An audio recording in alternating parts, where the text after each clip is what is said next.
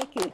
If you were in India now, you'd be singing, Kush Janam Din Tujhko, Kush Janam Din Tujhko, Kush Janam Din. Irene's philosophy on aging, I think, has a lot to do with learning to take life as it comes. She has a reason for being and a reason for living every day when she gets up. And I think so many times when we go through the aging process, we lose that sense of calling and that sense of focus that somehow Irene's been able to keep. Irene grew up in Africa and India. She was born in India. I was born in a little mission hospital out in the boonies, not in a town, but it was about a half a day's away from Calcutta. We lived simply, we lived happily. I'd do it again. And thank you for all you did for me. Thank you for the necklace.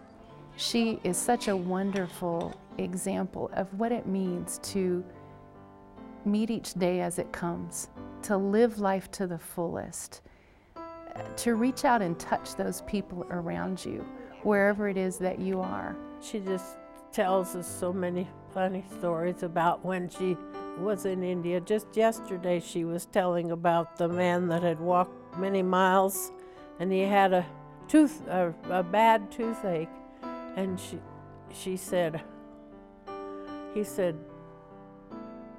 "You have to pull it." And she said, I'm not a dentist. And he said, "Well, I've come so many miles. Would you please do it?" So she said, I picked out the forceps I thought would work and pulled that, and then he had another one that needed to be taken care of. So she said the second one went much better. I think just for me is just living my philosophy, is loving people into the kingdom whichever way I can, through stories, through helping in some way, or they're always trying to find something I can do for somebody else. Hello there. Ask you how you're doing, or give you a word of encouragement, or share a story from India or Africa to make you laugh and feel better. We had no warm water in the taps, you know. So they had to carry all the warm bath water up from downstairs. And I think she's always grown up with just this attitude that physical activity is a very important part of maintaining health. Exercise, walk, because the doctors say, "Are you walking?" I said, "Yes, I am." They said, "Just keep it up, keep it up." And at this age, a little bit over 100, I think that's what's kept me going, is my walking. Irene also enjoys the quiet time that she has in her room. She spends time reading her Bible and in prayer. Live simply, live carefully, keep going, walking, be happy with what you have. Don't long for a lot of things that you can't have, and enjoy what you're doing.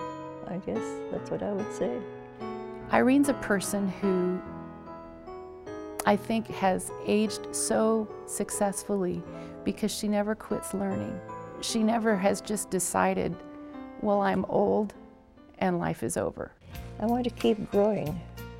My mind, I don't want my mind to get sterile.